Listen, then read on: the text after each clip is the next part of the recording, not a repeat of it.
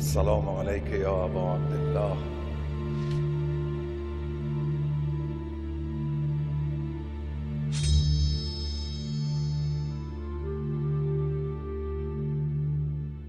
اعوذ باللہ من الشیطان الرجیم. بسم اللہ الرحمن الرحیم. وبہ نستعین وہو خیر الناصر ومعین.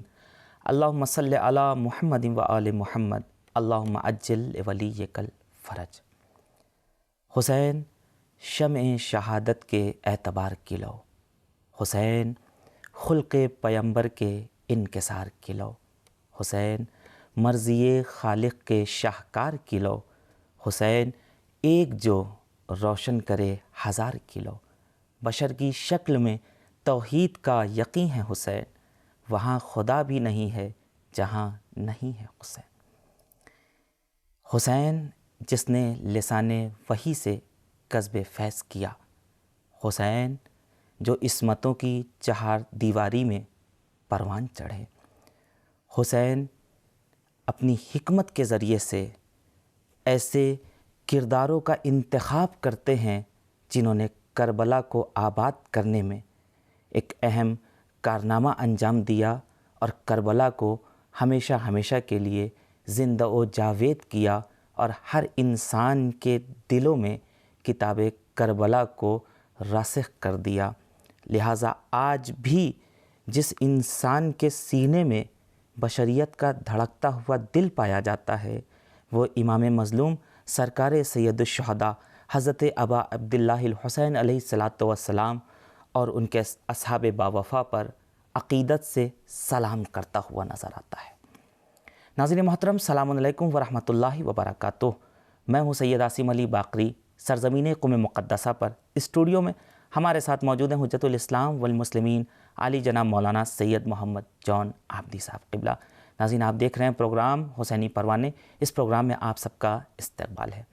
آئیے آج کی گفتگو کا آغاز کرتے ہیں اور اپنی مہمان شخصیت سے آپ کو روبرو کراتے ہیں. حضور السلام علیکم ورحمۃ اللہ وبرکاتہ. علیکم السلام ورحمۃ اللہ وبرکاتہ. حضور، ہم اس پروگرام میں سمیع قلب سے آپ کا استقبال کرتے ہیں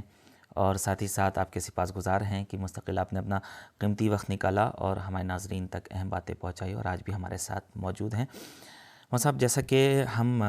حسینی پروانے عنوان کے تحت یہ پروگرام کر رہے ہیں، اس میں ہمارا مقصد یہ ہے کہ امام کے ساتھ شہید ہونے والے شہدائے کربلا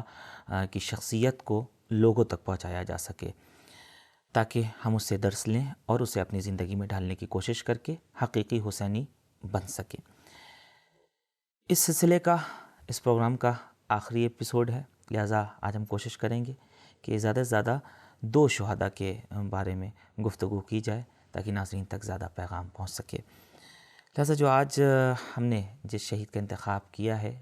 شہید کربلا دشت نینوا میں شہید ہونے والے جناب عمرو بن قرظہ. جناب عمرو بن قرظہ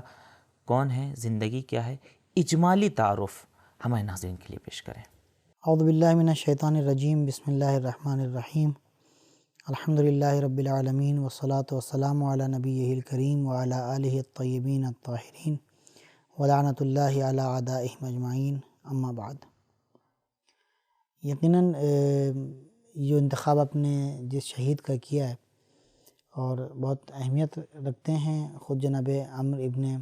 قرظہ انصاری خزرجی، ان کی اہمیت کے لیے یہی کافی ہے کہ یہ صحابی رسول کے بیٹے ہیں. بڑی بات تھی کہ اس زمانے میں یعنی جس وقت یعنی وہ جو دور تھا اس وقت جو رسول خدا سے نزدیک تھا، اس زمانے میں خود صحابی رسول کی بہت اہمیت تھی، کیونکہ صحابی رسول نے ڈائریکٹ اور بطور براہ راست جو ہے وہ سرکار سے ملاقات کی ہوئی ہوتی تھی، ان سے حدیثیں سنی ہوئی ہوتی تھی، ان کے اقوال. اور لوگ صحابیوں کی اہمیت اس لیے تھی کہ لوگ صحابیوں کے بعد اس نے رسول خدا کو درک کیا، رسول خدا کا زمانہ درک کیا، رسول خدا کے ارد گرد یہ بیٹھتے تھے، رسول خدا سے کی باتیں سنتے تھے، حضور کی جو ہے وہ سنت، حضور کی جو بھی باتیں تھیں، جو حضور جو چیز بیان کرتے تھے وہ سب ہم ان سے سیکھیں، کیونکہ انہوں نے براہ راست جو ہے رسول خدا کو درک کیا ہے. تو اس عنوان سے جو ہے وہ ان کی اہمیت ہوا کرتی تھی، اور ان کی اولاد کی اہمیت اس لیے ہوتی تھی کہ یہ شخص صحابی رسول کے زیر سایہ پرورش پایا ہے اور ان کے ہاتھوں پہ پلا ہے، تو اس اعتبار سے جو ہے وہ خود اس شخص کی جو صحابی کا بیٹا ہے اس کی اہمیت بہت ہوا کرتی تھی۔ کیوں؟ کیونکہ جو ہے وہ اس کے بابا نے، ظاہر سی بات ہے کہ اس کے بابا نے اس کو وہی تعلیم دی ہوگی جو اس نے رسول خدا سے سیکھی، یعنی یہ صحابی کا بیٹا ہے تو ان کے صحابی نے رسول خدا سے جو ہے وہ سیکھا ہے، تو اسی اعتبار سے تربیت کی ہوگی کہ جس طریقے سے رسول خدا نے ان کو تعلیم دی ہوگی، تو اس اعتبار سے جو ہے وہ اہمیت بہت زیادہ بڑھ جاتی تھی۔ تو اس بنا پر لوگ ان افراد کا احترام جو ہے وہ زیادہ کیا کرتے تھے، ان کو عزت کی نگاہ سے دیکھا کرتے تھے کہ بہرحال صحابی رسول کے بیٹے ہیں یہ۔ جناب عمرو ابن قرظہ ہیں، وہ بھی جناب قرظہ کے بیٹے ہیں۔ جناب قرظہ وہ ہیں جنہوں نے رسول خدا کا زمانہ درک کیا ہے، رسول خدا کے صحابی، اور نہ تنہا جناب رسول خدا کا زمانہ درک کیا، ان کے ساتھ رہے ہیں، بلکہ جنگوں میں بھی آپ نے شرکت کی ہے جناب قرظہ نے۔ جناب قرظہ انصاری خضرعی انصاری سے ہی معلوم ہوتا ہے کہ آپ جو ہیں وہ مدینہ کے رہنے والے ہیں اور یعنی انصار ہیں، مولا کے، مہاجر میں سے نہیں ہیں، تو یہاں سے بھی اس بات کا اندازہ ہوتا ہے، اور آگے کوفہ میں رہنے لگے ہیں۔ تو جناب جنگ بدر میں اور کیا کہتے ہیں آپ کی جنگ احد میں آپ نے جو ہے وہ شرکت کی ہے، اس اعتبار سے بھی اس صحابی کی حیثیت اور زیادہ بڑھ جاتی ہے کہ رسول خدا کے وہ وقت جس میں جو ہے وہ اسلام کے اوپر سختیاں تھیں، جہاں پر اسلام کے سر کے اوپر جو ہے وہ کفار اور مشرکین کا خطرہ منڈرا رہا تھا، اس وقت جو ہے وہ رسول خدا کا ساتھ دیا، تو اس اعتبار سے بھی اہمیت اس صحابی کی جو ہے وہ اور بڑھ جاتی ہے۔ پھر چونکہ جناب قرظہ جو ہیں وہ مولا کائنات کے صحابیوں میں سے ہیں، مولا کائنات نے ان کو جس وقت آپ جنگ جمل پر جا رہے تھے تو آپ نے ان کو کوفے کا والی اور کوفے کا گورنر جو ہے وہ منصوب کیا تھا، اور اس کے بعد پھر جنگ صفین میں یہ مولا کے ساتھ رہے ہیں، تو ایسی شخصیت کے بیٹے ہیں جناب عمرو ابن قرظہ۔ لیکن جو بات دلچسپ ہے اور جو اہم بات ہے وہ یہ کہ کربلا سے پہلے کربلا دو بھائی ہیں یہ، جی، ایک جناب قرظہ ہیں، جناب عمرو ابن قرظہ ہیں، اور ایک علی ابن قرظہ ہے۔ اور تاریخ کربلا میں یہ چیز بہت نمایاں ہے، آپ دیکھیں کہ ایک ہی گھر کے دو لوگ جو ہیں، ایک جو ہے امام حسین علیہ السلام کی طرف ہے، ایک یزید کے لشکر میں ہے۔ جی، شاگرد مثلاً جو ہے وہ یزید کی فوج میں ہے اور استاد امام حسین علیہ السلام کی فوج میں، یعنی بہت نمایاں چیز، یہ چیز دیکھنے میں مل رہی ہے۔ سب کوفے کے رہنے والے ہیں، ایک اس طرف ہے اور ایک اس طرف ہے، ایک بھائی اس طرف ہے، ایک بھائی اس طرف ہے۔ یہ تو یہاں پہ بھی اب یہاں پہ ظرف کس کا کیسا ہے، یعنی ضروری نہیں ہے کہ کوئی صحابی کا بیٹا ہو اور وہ مکمل طور پہ ہدایت پا جائے، یا کوئی خود صحابی ہو، یعنی یہاں پہ یہ گارنٹی نہیں ہے کہ کوئی کہے کہ میں صحابی رسول ہوں، میں نے رسول خدا کا زمانہ درک کیا تو پھر میں مکمل طور پر ہدایت یافتہ ہوں، نہیں۔ وہ ظرف، وہ باطن، وہ معرفت کس حد تک ہم نے پیدا کی ہے، شخص نے کس حد تک حضور کی معرفت پیدا کی، شخص نے کس حد تک ائمہ تابعین علیہ السلام کی معرفت پیدا کی، یہ بہت اہم ہے۔ آپ دیکھیں ایک صحابی کا بیٹا، جس شخص نے رسول خدا کے زیر سایہ تربیت پائی ہو، جو رسول خدا کے ساتھ پروانہ وار رہا ہو، جو رسول خدا کے سفر میں حضر میں ساتھ رہا ہو، جو رسول خدا کے ساتھ جو ہے وہ جنگ میں گیا ہو اور بدر و احد جیسی جو ہے وہ جنگوں میں شرکت کی ہو، اس کا ایک بیٹا وہ ہے کہ جو امام حسین علیہ السلام کی طرف ہے، اور ایک بیٹا وہ ہے کہ جو یزید کی فوج میں ہے۔ کیوں ہے ایسا؟ اس لیے ایسا ہے کہ اہلیت نہیں ہے، تم نے نہیں لیا، ایک بیٹے نے لے لیا، ایک بیٹے کا جو ہے باطن پاک ہے، اس نے پاک طریقے سے اپنے باپ سے لیا وہ چیز جو رسول خدا نے انہیں دی۔ کہ رسول خدا نے جناب قرظہ کو نہیں بتایا ہوگا کہ حسین کون ہے، جب کہا ہوگا کہ ھذا حسین فارفو ہو تو قرظہ رہے ہوں گے وہاں پہ۔ جب امام حسین علیہ السلام کا دامن جو ہے وہ پھنسا ہوگا، ابا کے دامن میں جو ہے آپ کے پیر پھنسے ہوں گے اور آپ گرنے والے ہوں گے زمین پر، مولا نے اٹھایا ہوگا، حضور نے اٹھایا ہوگا، تو یقیناً دیکھا ہوگا، بتایا ہوگا، حسین کی عظمت بتائی ہوگی، تو ایک بچے کو جب بتایا دونوں کو ہوگا، لیکن ایک کا ظرف پاک تھا، ایک کا باطن پاک تھا، ایک کے اندر جو ہے وہ اہل بیت علیہ السلام کی محبت کو قبول کرنے کا جذبہ تھا، ایک کے اندر وہ صلاحیت تھی کہ اس امانت کو جو ہے وہ اپنے دل میں لے سکی۔ یہ بہت اہم ہے، دعا کرنا چاہیے ہم کو کہ محبت اگر آ گئی ہے ہمارے دل میں، اگر اہل بیت علیہ السلام کی محبت پروردگار عالم نے ڈال دی ہے، پروردگار اس ظرف کو محفوظ رکھ، گندہ مت ہونے دے، اس میں منافقت نہ آنے پائے، اس میں دکھاوا نہ آنے پائے، اس میں ریاکاری نہ آنے پائے۔ میرے دوستوں اور میرے عزیزوں اور مومنین اور ناظرین، میں آپ کی طرف ایک پیغام یہاں پہ یہ ملتا ہے ہمیں جناب عمرو ابن قرظہ کی زندگی سے کہ دیکھو، اگر جو ہے وہ تمہارا دل پاک ہے، اگر تمہارا ظرف وسیع ہے، تمہارا باطن وسیع ہے، تو معرفت زیادہ سے زیادہ ہوتی جائے گی، اور پھر وہ مقام آئے گا کہ شہدائے کربلا یعنی عمر جیسی جو ہے وہ مقام اور منزل حاصل ہو جائے گی۔ ورنہ اگر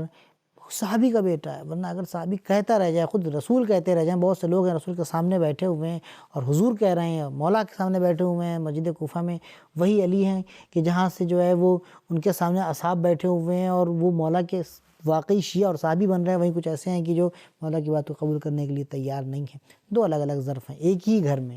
جناب عمرو اور علی ابن قرظہ۔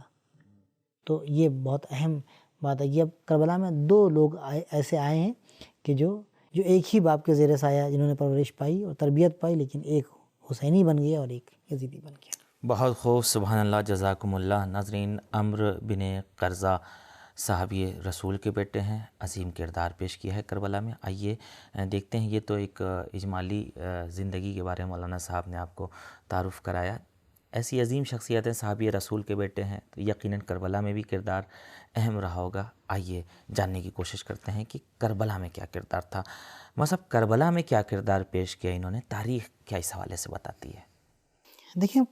خود بہت زیادہ جناب قرظہ کے بارے میں گفتگو نہیں کی ہے تاریخ نے، لیکن ایک نمایاں واقعہ جو لکھا ہے اور جو اہم چیز ہے، جو بات لکھی ہے تاریخ نے، وہ یہ لکھی ہے جناب قرظہ عمرو ابن قرظہ کے سلسلے میں کہ عمر ابن سعد سے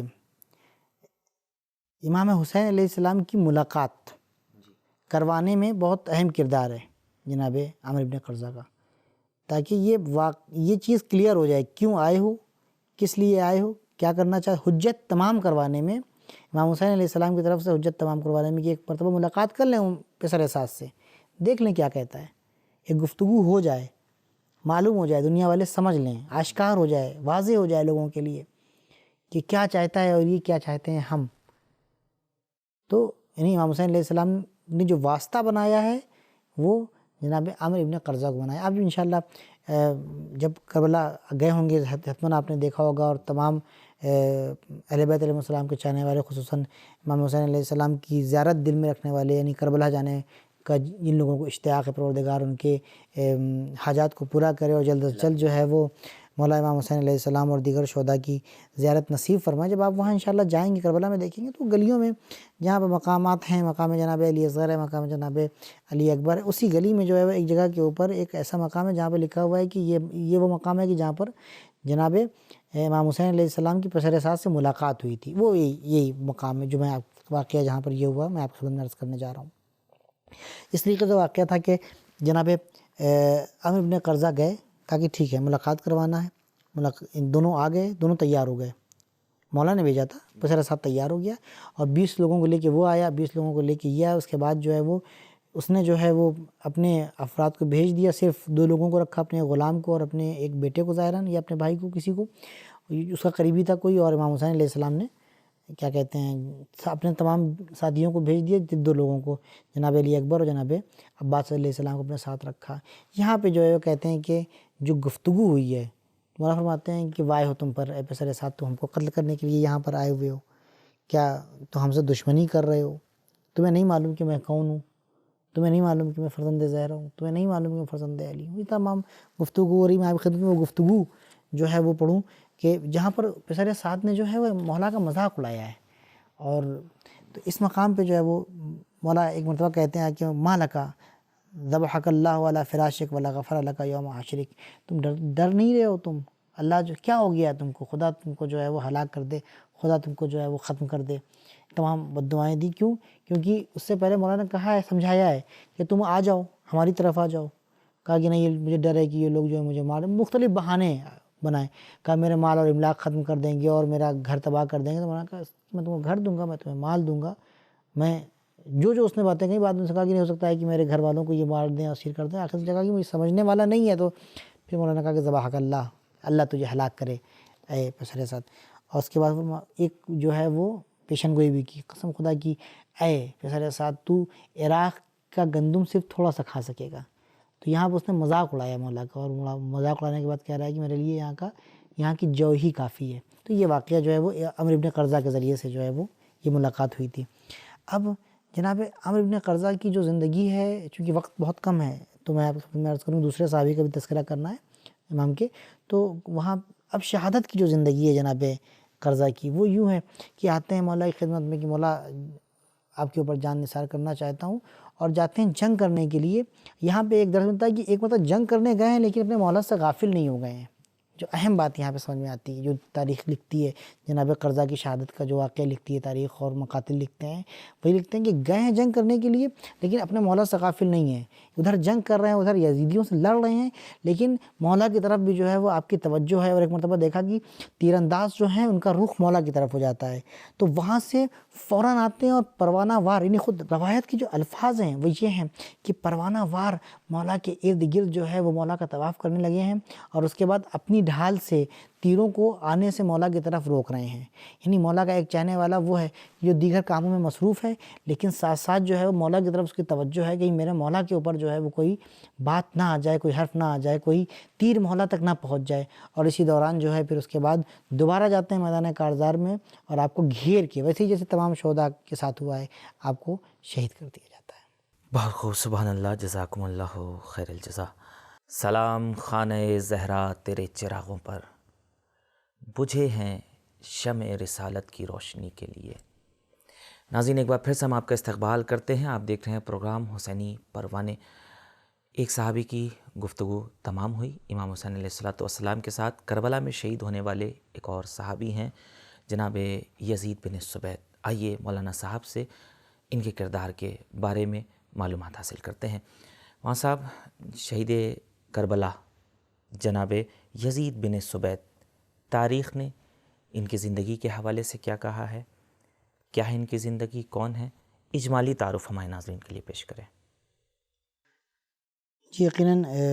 میں چاہ رہا تھا کہ زیادہ سے زیادہ جو ہے وہ شہداء کا تذکرہ ہو جائے اس گفتگو کے دوران، لیکن چونکہ وقت ہمیشہ سے محدود رہا ہے اور کچھ شہداء ایسے رہے ہیں کہ جن کا کردار بہت خاص اور اہمیت کا حامل رہا ہے،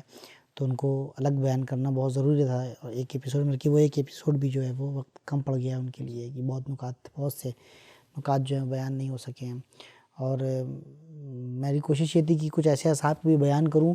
کہ جو امام حسین علیہ السلام سے پہلے مولا پر اپنی جان قربان کر چکے ہیں، یعنی کربلا سے پہلے اپنی جان آپ پر قربان کر چکے ہیں، یا مولا کی شہادت کے بعد کربلا ہی میں انہوں نے اپنی جان قربان کی. انشاءاللہ کبھی اور توفیق ہوئی تو حاضر خدمت ہوں گا انشاءاللہ. یہ بھی ایک اپنے میں ایک اہم موضوع ہے اس سلسلے میں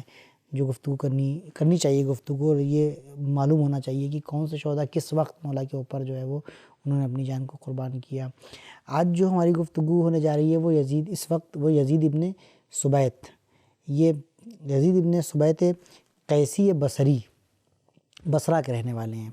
خود. یعنی عراق کے دو بڑے شہر ہیں، ایک شہر کوفہ جو بہت مشہور ہے، ایک بصرہ جو بہت مشہور. بصرہ میں مولا کے چاہنے والے بہت سے ہیں، اور جس وقت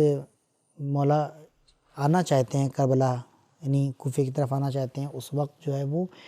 ابن زیاد جو ہے وہاں کا، یعنی عبید اللہ ابن زیاد وہاں کا حاکم ہے اور گورنر ہے.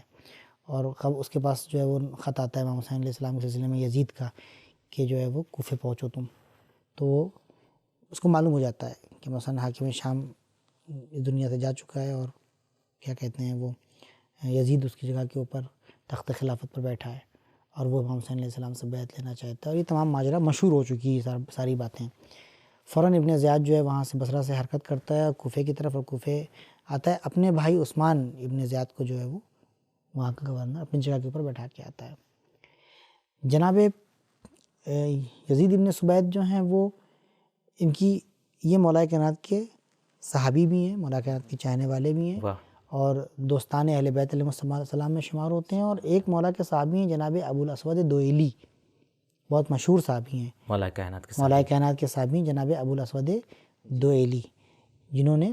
عربی جو رسم الخط ہے جس کے اوپر جو ہے وہ یعنی خود عربی گرامر کی جنہوں نے بنیاد رکھی مولا کائنات کے حکم سے، اور مولا کائنات نے ان کو بتایا کہ کس طریقے سے قرآن کو پڑھا جائے، کس طریقے سے کہاں پر زبر زیر پیش جو ہے پڑھنا چاہیے. یعنی یہ بات جو ہے وہ جسے کہتے ہیں علم نحو کا جو ہے وہ ایک طرح سے ایجاد جو کیا ہے وہ جناب ابو الاسود دوئلی کی طرف منسوب کیا جاتا ہے کہ مولا صاحب انہوں نے کہا کہ ایک شخص قرآن غلط پڑھ رہا ہے، زبر پڑھنا چاہیے وہ زیر پڑھ رہا ہے وہاں پہ، یا زیر پڑھنا چاہیے زبر پڑھ رہا ہے. سورۃ توبہ کی ایک آیت ہے، پہلی ہی آیت، وہاں پہ جو ہے وہ اس کے معنی بالکل سے تبدیل ہوئے جا رہے ہیں. تو انہوں نے مولا سے آ کے کہا، تو مولا نے وہاں پہ ایک اصول بتایا تھا کہ ہر فاعل جو ہے وہ اس کو منصوب، یعنی اس پہ پیش ہونا چاہیے، اور مفعول جو ہے وہ اس کو، یہ عربی گرامر، اس کے اوپر زبر ہونا چاہیے. تو یہ عربی گرامر کا ایک اصول ہے، تو وہ ڈسکس نہیں کرنا ہے وہ یہاں پہ کیونکہ وقت نہیں ہے اتنا. تو ابوالاسود دوئلی سے بڑی ان کی گہری دوستی ہے جناب یزید ابن سبیت کی. بصرے میں مولا کی چاہنے والی ایک خاتون ہے جن کا نام ہے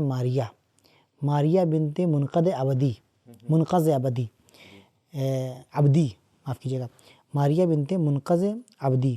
یہ گھر وہ ہے کہ جہاں پر مولا کے چاہنے والے جمع ہوتے ہیں، ایک دوسرے سے ملاقات کرتے ہیں، تبادلہ خیال کرتے ہیں، حالات کا جائزہ لیتے ہیں، گفتگو کرتے ہیں. جس وقت جو ہے یہ حالات پیش آئے تو اس وقت تمام مولا کے چاہنے والے وہاں پر جمع ہوئے، جس میں سے جناب یزید ابن سبیت بھی ہیں. جناب یزید ابن سبیت کو معلوم ہوتا ہے کہ مولا جو ہیں وہ کوفے کی طرف چل چکے ہیں اور اس وقت مکہ میں ہیں. ساری گفتگو ہو جاتی ہے، اور ساری گفتگو ہونے کے بعد یہ کہتے ہیں کہ میں جاؤں گا مولا کی نصرت کے لیے، کیونکہ پتہ لگ گیا ہے کہ جنگ ہونی ہے. یعنی حالات ایسے ہیں، پتہ لگ گیا ہے ان کو کہ جنگ ہونی ہے، کہ میں مولا کی خدمت میں جاؤں گا. اور اس کے بعد لوگوں سے پوچھتے ہیں کہ کون چلے گا ہمارے، ایکم یخرج، کون تم میں سے جو ہے وہ نکل رہا ہے، کون یہاں سے ہمارے ساتھ جانے والا ہے. اور یہ بات انہوں نے خاص طور سے اپنے بیٹوں سے کہی. 10 بیٹے ان کے وہاں پہ موجود ہیں، تو انہوں نے اپنے بیٹوں سے جو ہے وہ مخاطب ہوئے اور ان سے خطاب کرتے ہوئے فرمایا کہ تم میں سے کون چلے گا ہمارے ساتھ. تو 2 بیٹے، ایک جناب عبداللہ اور ایک جناب عبیداللہ، 2 بیٹے جو ہے وہ مولا کے جناب یزید ابن سبیت کے جو ہے ان کے ساتھ چلنے کے لیے تیار ہوئے. کچھ تھوڑے سے اصحاب بھی چلنے کے لیے تیار ہوئے، لیکن جس وقت یعنی مکمل طور پہ مصمم ارادہ ہو گیا، پھر آ کے انہوں نے جناب ماریہ کیا کہا کہ اب ہم جا رہے ہیں. تو کچھ لوگوں نے کہا، جو چاہنے والے ہیں مولا کے اور شیعہ ہیں، جی حالات بہت خراب ہیں، چاروں طرف سے نظر ہیں، جاسوس لگے ہوئے ہیں، اور بصرہ سے لے کے کوفہ اور کوفہ سے لے کے کربلا تک اور یعنی پورے مکہ تک جو ہے وہ جاسوس پھیلے ہوئے ہیں حکومت شام کے اور ابن زیاد کے، اور یہ پیچھا کر رہے ہیں. جو شخص بھی بصرے سے نکل رہا ہے، یعنی حالات ایسے ہیں، کوفے یا بصرے سے جو بھی نکل رہا ہے اس کا پیچھا کر رہے ہیں، اور اگر پتہ چل جا رہا ہے کہ یہ حسین کے پاس جا رہے ہیں تو وہیں پہ ان سے جنگ ہوتی ہے، یا گرفتار کر لیتے ہیں یا قتل کیے جا رہے ہیں. یعنی بعض شہداء تو ایسے ہیں کہ جو کوفے سے نکلے، مثال کے طور پہ ان کو جانا ہے کربلا، اور وہ بالکل مخالف سمت گئے گمراہ کرنے کے لیے ان کو. تو یہ بعض جگہ کے اوپر ملتا ہے کہ پھر اس کے بعد وہ لمبا راستہ طے کرنے کے بعد جو مولا کی خدمت میں پہنچے ہیں. تو اس طریقے سے جناب سبیت سے، جناب یزید ابن سبیت سے جب کہا گیا تو انہوں نے کہا کہ یہاں پہ جو ہے وہ معرفت سے لبریز جملہ نے فرمایا کہ چاہے یہ راستہ پوری راہیں جو ہے وہ گھوڑے کے سموں سے، یعنی جاسوسوں کی گھوڑوں کی سموں سے چاہے بھری کیوں نہ جائے، پھر بھی میرے لیے آسان ہے کہ میں اپنے مولا تک پہنچ جاؤں گا. یعنی یہ انہوں نے یہ جو ان کی مفہوم ہے ان کے جملے کا جو انہوں نے بات کہی، اور اس کے بعد پھر وہاں سے وہ پہنچ جاتے ہیں مولا کی خدمت میں. تو پھر وہ اس طریقے سے جو ہے وہ خارج ہوئے ہیں بصرہ سے اور روانہ ہوئے ہیں مکہ کی طرف. صاحب یزید بن سبیت جنہیں کربلا میں اپنی جان کا نذرانہ پیش کیا، راہ حق میں شہید ہوئے، لہٰذا امام سے، جیسا ابھی آپ نے کہا، امام سے ملحق ہوئے مکے آ کے. اب مکے میں ملحق ہو گئے، اس کے بعد بہرحال کربلا میں شہادت ہوئی ہے، لیکن اب مکے میں ملحق ہونے کے بعد کیا کردار رہا ہے ان کا؟ دیکھیں ابھی تاریخ یوں لکھتی ہے کہ جب یہ بصرہ سے نکلے اور بچتے بچاتے کس طریقے سے جو ہے وہ اپنے بچوں اور اپنے ساتھیوں کے ساتھ 2 بیٹے، تو یہ تو یقینی ہے کہ 2 بیٹے ان کے جناب عبداللہ اور جناب عبیداللہ ان کے ساتھ ہیں، اور کس طریقے سے یہ چھپتے چھپاتے جو ہے وہ مکے پہنچے. ہمیں پتہ ہے کہ مولا مکے میں ہیں، اور مکے پہنچ گئے، اور مولا کے جو قیام گاہ ہے اور جو رہائش ہے مولا کی، جہاں پر مولا کے خیام نصب ہیں یا جس گھر میں مولا رہ رہے ہیں، تو اسی جگہ پر نزدیک میں ہی جو ہے انہوں نے اپنا خیمہ وہاں پر لگایا. اور اس کے بعد وہاں سے ادھر مولا کو بھی معلوم ہو گیا. آپ یہ دیکھیں، یہاں پہ اس جگہ کے اوپر وہی کہ ہم مولا کو مولا مان رہے ہیں، اور مولا سے محبت کا اظہار اور اقرار اور وفاداری کا اعتراف کر رہے ہیں اور وفاداری کا اظہار کر رہے ہیں. مولا کی طرف سے سند مل رہی ہے کہ نہیں مل رہی ہے، یہ بہت اہم ہے یہاں پہ، بہت اہم چیز ہے. یعنی یہ اس بات کا اندازہ لگانا، واقعاً ہم پتہ لگا سکتے ہیں اپنا، یعنی کبھی کبھی ایسا ہوتا ہے ہمارے ساتھ ہماری زندگی میں کہ جب ہم بہت یعنی جیسا کہتے ہیں کہ اپنے آپ کو پاک و پاکیزہ کر لیتے ہیں، جس وقت جو ہے وہ ہم گناہوں سے بہت زیادہ دور ہو جاتے ہیں، اس وقت بعض چیزیں ہمارے لیے واقعی آشکار اور روشن ہو جاتی ہیں۔ بہت زیادہ انسان کو عرفانیات میں جانے کی ضرورت نہیں ہے کہ بالکل عارف بن جائے اور بالکل جو ہے نا، بعض مواقع پر جب انسان جو ہے وہ اپنے یعنی خود ہمارے اور آپ کی زندگی میں آپ یقیناً آپ نے اس بات کا بھی تجربہ کیا ہوگا، اور ہم بعض مقامات کے اوپر تجربہ کرتے رہتے ہیں کہ انسان اپنے گناہوں سے دور ہوتا ہے، معنویات سے بہت زیادہ نزدیک ہوتا ہے، عبادات کرتا ہے اور پروردگار عالم کی یاد میں رہتا ہے، تو اس وقت جو ہے بعض چیزیں اس کے لیے کبھی کبھی ایسا ہوتا ہے کہ ایک خاص سکون کا احساس ہوتا ہے، کچھ چیزیں اس کے لیے آشکار ہو جاتی ہیں، ہوتا ہے کبھی کبھی۔ تو بہرحال یہ خود جو ہے وہ سیر و سلوک اور جو عرفانیات ہے خود اس کا ایک جز ہے یہ چیز، یعنی پاکیزگی، طہارت، تزکیہ نفس، یہ تمام چیزیں، اور یہ ہونا بھی چاہیے، ہر مولا کے چاہنے والے کے اندر یہ بات ہونی چاہیے۔ تو اس طرف سے جو ہے وہ سند ملے، یہ معلوم ہو جائے، یہ بہت ضروری ہے ہمارے لیے۔ کم سے کم اعمال ایسے ہوں، جب ہم اعمال کریں گے، جب ہم نیک اعمال کر رہے ہیں اور جب ہم ایسا عمل انجام دے رہے ہیں جو مولا کی خواہش کے مطابق ہے، تو خود بخود یہ سند ہے، خود بخود یہ دلیل ہے، یعنی ایام عزا جس میں ہم جو ہیں وہ یہ عبادات کر رہے ہیں، اور یہ مجلسیں اور یہ ماتم اور یہ مولا کا ذکر اور یہ گریہ، اور یہ آپ دیکھیں جس وقت کوئی انسان مجلس ہو رہی ہے، مجلس میں جو ہے وہ ہمیں اپنے کوئی غم، اپنا کوئی ٹینشن، اپنی کوئی مثلا فائنینشلی کوئی پرابلم ہے ہم کو، یہ سب سوچ نہیں رہے ہیں، مولا کا ذکر ہوا، جناب علی اکبر کی شہادت ہے تو مولا کی شہادت کو یاد کر کے رو رہے ہیں، یعنی اپنے کو دنیا اور مافیہ سے ہم جو ہے بے خبر ہو گئے، صرف مولا کو یاد کر کے رو رہے ہیں۔ یہ وہ خاص مقام ہوتا ہے کہ جہاں پر انسان کے لیے بہت عظیم مقام ہوتا ہے، یہاں پر انسان دعا کرے کہ مولا صرف آپ کو یاد کر رہے ہیں، ہم کسی اور کو یاد نہیں کر رہے ہیں، اور یہ ہونا چاہیے، جس مجلس میں جائیں تو صرف حسین ہو ہماری نظر کے سامنے۔ یہ جو ہمارے اللہ ایسے ویسے جو مشکلات ہیں اور یہ سب ان کی طرف نگاہ نہیں ہونی چاہیے، تو بہت اہم چیز ہے یہ عزیزوں۔ تو جناب یزید ابن سبیت پہنچے ہیں اور فوراً اپنا خیمہ اپنی رہائش گاہ درست کرنے کے بعد فوراً مولا کے دیدار کے لیے گئے ہیں۔ جیسے ہی مولا کی خدمت میں پہنچے ہیں تو وہاں پتہ چلا کہ مولا تم سے ملاقات کرنے کے لیے گئے ہیں۔ واہ، سبحان اللہ، بہت اہم بات ہے کیا، یہ مولا تم سے ملاقات کرنے، تم اتنی دور کا سفر کر کے آئے ہو، تم بصرہ سے چلے آئے ہو، کتنی صعوبتیں، کتنی مشکلیں اور کتنے مصائب اور کتنی اذیتیں تم نے برداشت کی ہیں، تم آئے ہو، مولا تم سے ملاقات کرنے کے لیے گئے ہیں۔ اب وہ بھاگ کے پھر آتے ہیں مولا کی خدمت میں، جب آتے ہیں تو وہ ملاقات جو ہے وہ مولا اپنی جگہ سے کھڑے ہوتے ہیں اور مولا ان کو گلے لگاتے ہیں، وہ آیت پڑھتے ہیں کہ قرآن کی آیت ہے سورہ یونس کی کہ بفضل اللہ وبرحمتہ فبذلک فلیفرحوا، کہ اللہ کی رحمت اور اللہ کا فضل ہے کہ وہ لوگ، اللہ کا فضل اور اللہ کی رحمت ہے کہ خوشحال ہو جاؤ، تمہیں خوش ہونا چاہیے۔ کیوں؟ کیونکہ ایک عاشق معشوق کو دیکھ کر خوش ہو رہا ہے، ایک عاشق جو ہے وہ جو دیدار کے اشتیاق میں ہے اپنے معشوق کے، جو ہے جب امام حسین علیہ السلام کو دیکھا گلے لگایا، اس کے بعد پھر ساتھ میں جناب